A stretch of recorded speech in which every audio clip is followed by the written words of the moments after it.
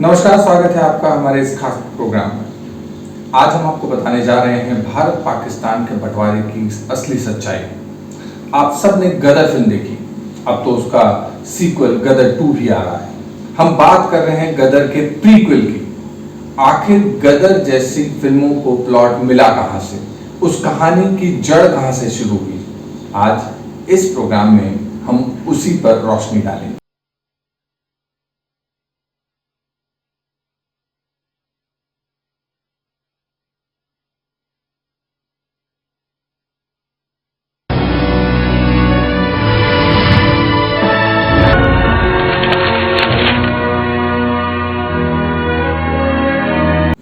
हम आपको लिए चल रहे हैं 76 साल पहले। लगभग यही वक्त रहा होगा, यानी अगस्त का दूसरा हफ्ता, और साल था 1947 का। ऐसा वक्त भारत ने फिर कभी नहीं देखा। काफी कड़े और मुश्किल फैसले लिए गए। भारत का बंटवारा हुआ, रियासतों ने कई चालें चली और उनकी सियासत देश को तोड़ने वाली थी। क्या कुछ हुआ पर्दे के पीछे और कैसे शक्ल मिली हिंदुस्तान और पाकिस्तान को, ये सब समझना बेहद दिलचस्प है। इसलिए मैं इस प्रोग्राम की शुरुआत कर रहा हूं इस आईपैड के साथ। इसमें कुछ ऐसे सीक्रेट रिपोर्ट थी जो अंग्रेजों ने अपनी महारानी को लिखी इंग्लैंड में, और इसको लिखने वाले थे लॉर्ड माउंटबेटन। ब्रिटिश सरकार का यह आखिरी हफ्ता बेहद व्यस्त था। ऐसा समय अब से पहले कभी नहीं आया। हम सबसे मुश्किल भरे दौर में काम कर रहे थे।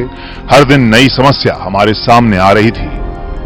गंभीर समस्या बाउंड्री कमीशन को लेकर थी। मुझे मालूम था कि सरहदों को लेकर हिंदुस्तान और पाकिस्तान तैयार नहीं होंगे, इसलिए मैंने ये पूरा काम कमीशन को सौंप दिया था और इस सबसे बाहर रहा।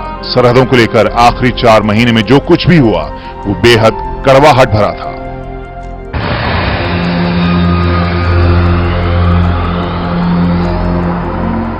जिस कड़वाहट का माउंटबेटन जिक्र कर रहे हैं उसकी वजह है ये कागज।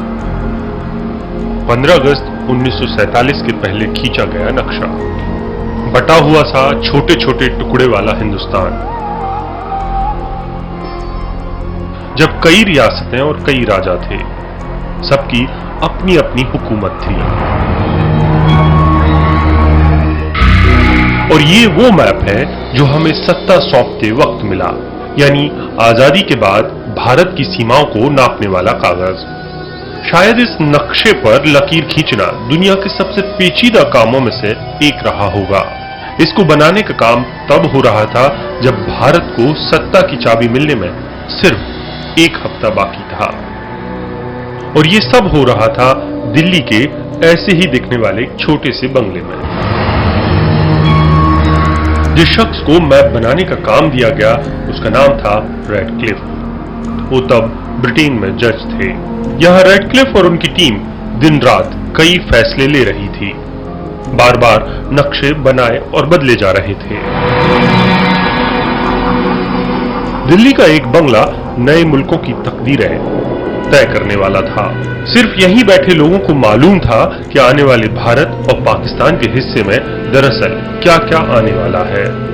The Constitution resolved. आने वाले भारत और पाकिस्तान के नेता नेहरू और जिन्ना को तो सही खबर भी नहीं थी कि कैसा नक्शा बन रहा है। यहां हर पल पेंसिल अपना काम कर रही थी। रेडक्लिफ को पंजाब और बंगाल का बंटवारा करना था। यहां रहने वालों पर आने वाले भारत और पाकिस्तान का जबरदस्त दबाव था। शायद इसीलिए हर दिन 30 मील की सरहद खींचने का काम हो रहा था। ये काम जिस तेजी से चल रहा था उसी तेजी से ये कई गांवों को बीच में से काट रहा था। सरहदें बांटने की इस तेजी में खेत खलिहान, गांव, फैक्ट्री सब उजड़ रहे थे। हर एक गांव और इंच जमीन के लिए दोनों तरफ के लोगों की अपनी अपनी दलीलें थीं। अब भारत और पाकिस्तान को बनाने के लिए नदी और पहाड़ों को सरहद मान लिया गया।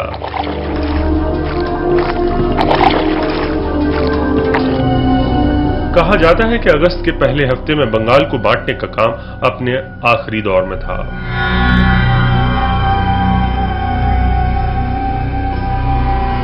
लेकिन इस इलाके के हिस्से करना इतना आसान काम नहीं था। एक तरफ 3.5 करोड़ मुस्लिम आबादी थी तो दूसरी तरफ 3 करोड़ हिंदू। गंगा और ब्रह्मपुत्र का किनारा उपजाऊ था और दोनों के लिए ही बराबर के मायने रखता था।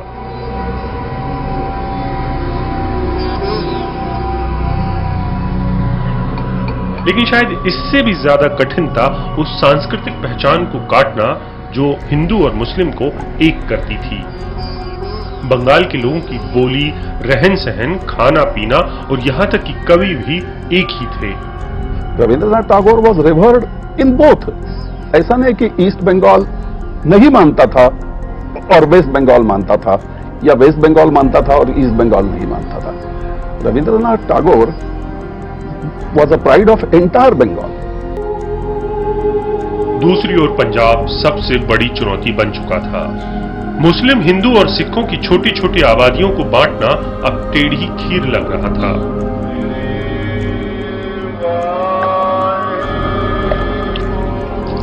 स्वर्ण मंदिर अगर अमृतसर में था तो उसके दोनों तरफ मुस्लिम आबादी।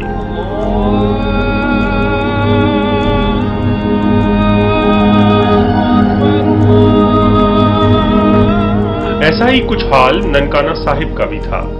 यहां भी 1.5 करोड़ हिंदू, तकरीबन उतने ही मुसलमान और 50 लाख सिख बसते थे।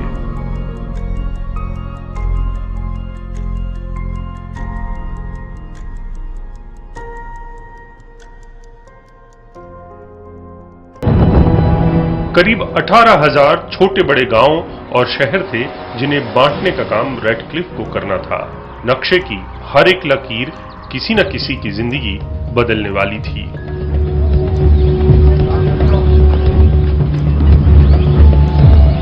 वक्त कम था, इसलिए नक्शा बनाने वालों ने खुद को इस छोटे से बंगले में बंद कर लिया। 11 और 12 अगस्त की देर रात भी यहां काम चलता रहा। रेडक्लिफ अब तक समझ चुके थे कि वो इस आजादी का सबसे मुश्किल भरा काम कर रहे हैं। 13 अगस्त की सुबह रेडक्लिफ के सहायक ने वॉइसरॉय को 2 पीले लिफाफे दिए। इन दोनों में आने वाले भारत और पाकिस्तान कैद थे। अब तक अंग्रेज फैसला ले चुके थे कि सीमाओं की असलियत वो 15 अगस्त तक किसी को नहीं बताएंगे।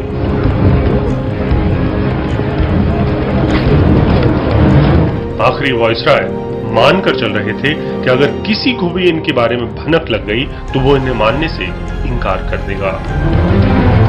वॉइसरॉय के आदेश पर इन दोनों लिफाफों को तिजोरी में रख दिया गया। ऐसा शायद ही किसी मुल्क के साथ हुआ हो कि जिस शख्स को बंटवारे का काम दिया गया वो दरअसल उस देश को जानता ही ना। वो जुलाई 1947 का महीना था जब रेडक्लिफ भारत की जमीन पर आए। 2 देशों के बंटवारे के लिए उन्हें 2 मुस्लिम, 2 हिंदू और 1 सिख सलाहकार दिया गया, लेकिन वो नक्शे की हर बारीकी पर इतना लड़े कि आखिरकार क्लिफ ने उनसे मिलना ही बंद कर दिया। रेडक्लिफ जानते थे कि अगस्त महीने में वो जो कुछ कर रहे हैं उसे बार बार इतिहास टटोलता रहेगा। रेडक्लिफ को एहसास हो चला था कि वो किसी को खुश नहीं कर पाएंगे। अपने दिल की बात उन्होंने भतीजे को लिखी चिट्ठी में कही। मुझे मालूम है कि मैं पंजाब और बंगाल की जो सीमाएं बांट रहा हूं उसे लेकर भारत में मुझे कोई प्यार नहीं करेगा। इस देश में करीब 8 करोड़ लोग हैं जो अपनी शिकायतें लेकर मुझे ढूंढते रहेंगे, लेकिन मैं ऐसा नहीं चाहता। रेडक्लिफ को जो डर था वो सच साबित हुआ। नक्शे को लेकर एक तरफ कांग्रेस के नेहरू थे तो दूसरी तरफ मुस्लिम लीग के लियाकत अली। बंगाल को बांटने पर जो रस्साकशी चली उसकी रिपोर्ट सार्वजनिक हो चुकी थी। बंगाल के लोगों को नेहरू और पटेल वादा कर चुके थे कि चिटगांव को हर हाल में लेकर रहेंगे।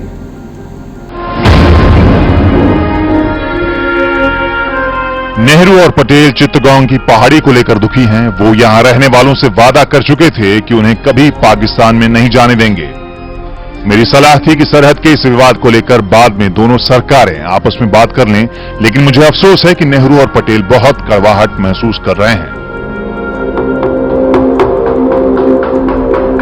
एक तरफ नेताओं के बीच कड़वाहट थी तो दूसरी तरफ ऊहापोह भी कि इन सरहदों के बारे में जनता को कब बताएं।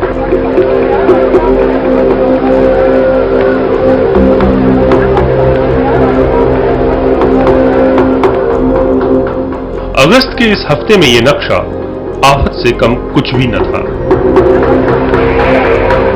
अंग्रेजों का एक तबका कह रहा था कि दोनों मुल्कों के नक्शे 15 अगस्त के बाद खोले जाएं। लेकिन कुछ ऐसे भी थे जिनकी दलील थी कि सरहदों के बारे में न बताने से हालात और बिगड़ सकते हैं।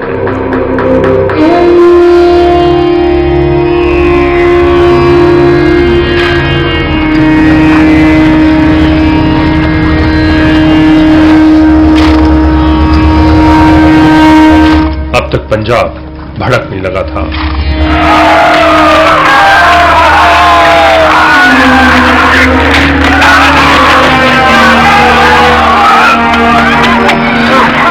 कौन किस ओर जाएगा किसी को पता नहीं। अपने हिस्से की जमीन को लेकर मारकाट शुरू हो चुकी थी।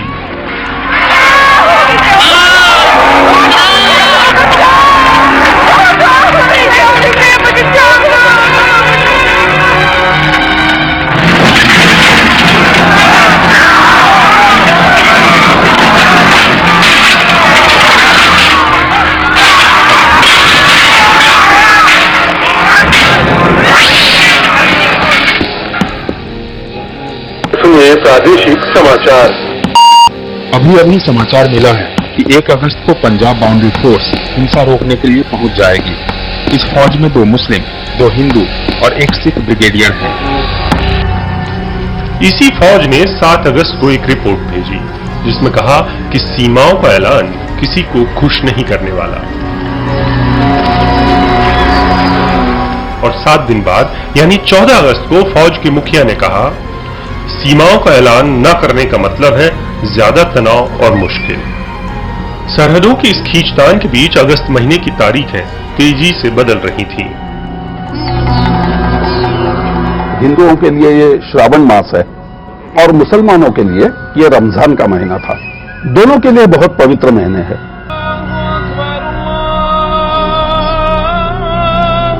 उन्नीस जुलाई से शुरू हुआ महीना 16 अगस्त को खत्म होना था, लेकिन चारों तरफ तो बुरी खबरें थी। पारा लगातार चढ़ रहा था। अगस्त के दूसरे हफ्ते में भी गर्म हवाएं थी। बारिश का नामो निशान न था।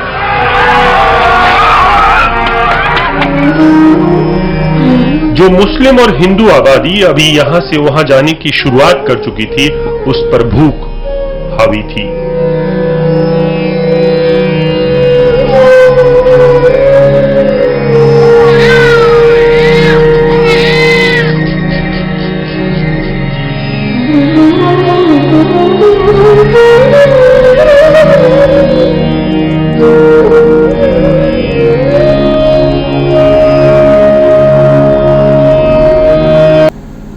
वैसे कम ही लोगों को मालूम है कि जब हिंदुस्तान बंट रहा था तब यह तय हुआ था कि भारत और पाकिस्तान के प्रधानमंत्री एक दूसरे के यहां जाएंगे। भारत के प्रधानमंत्री को लाहौर जाना था और पाकिस्तान के प्रधानमंत्री अमृतसर आते। सोचा तो था कि इस बहाने दंगे कम होंगे, लेकिन ये प्लान परवान न चल पाया।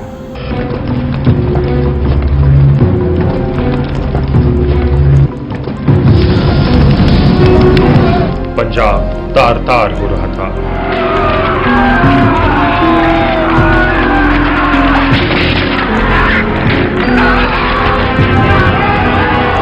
सरहदों को समझने में जितनी देरी हो रही थी, खून उतना बह रहा था। सुनिए प्रादेशिक समाचार। अभी मिले समाचार के मुताबिक पंजाब के कई इलाकों में हिंसा भड़क चुकी है। हालात को काबू में करने के लिए फौज की तैनाती की जा चुकी है। सरकारी आंकड़े के मुताबिक मार्च से जुलाई तक पंजाब में 4,500 लोग मारे गए, लेकिन अकेले अगस्त में यह आंकड़ा बढ़कर 15,000 का हो गया।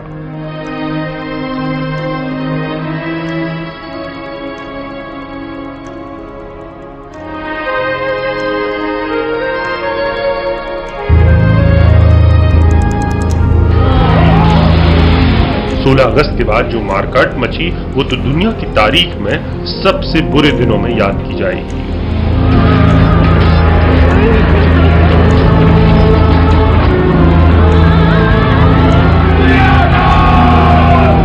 अपनी जमीन से उखड़ने के लिए लोग तैयार न थे। पंजाब और बंगाल में लोग खून के प्यासे हो चुके थे।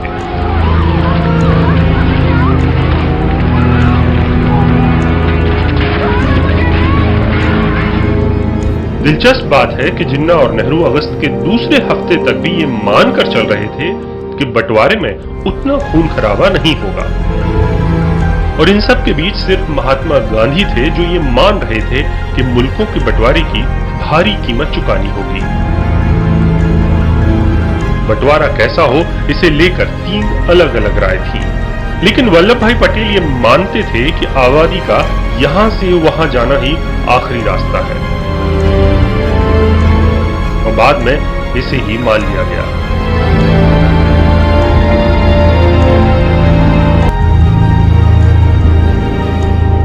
दोनों मुल्कों की आजादी के ठीक एक दिन बाद यानी 16 अगस्त को रेडक्लिफ के भेजे हुए लिफाफे खोल दिए गए।